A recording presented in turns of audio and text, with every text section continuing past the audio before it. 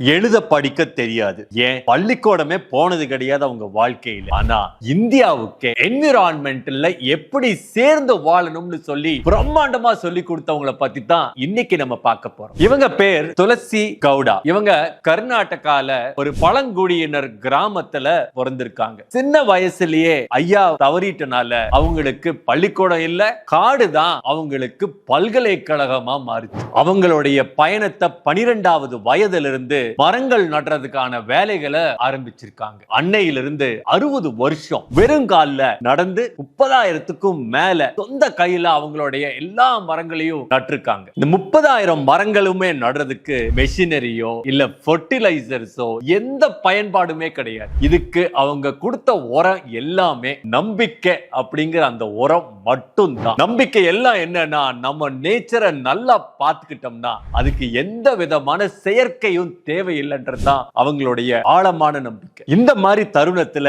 அவங்க வாழ்க்கையில ஒரு நாள் வந்தது. என்ன நாள் தெரியுமா? இவங்களை ராஷ்டிரபதி பவனுக்கு பத்மஸ்ரீ விருது கொடுக்கறதுக்காக கூப்பிடுறாங்க. அரங்கம் முழுக்க கேமராக்க, பிளாஷ் லைட்ஸ், பெரிய பெரிய தலைவர்கள் நின்னுட்டு இருந்தாங்க. அங்க நம்ம ஹீரோயின் எப்படி தெரியுமா நடந்தாங்க? ஆடம்பரமான சீலைகள் கிடையாது, ஆடம்பரமான மேக்கப் கிடையாது. அதே பேர் ஃபுட் ஓட வெறுங்கால்ல நடந்து போய் அந்த விருது வாங்கினாங்க. That shows her conviction about how much she believed not to be changed as a person that she was.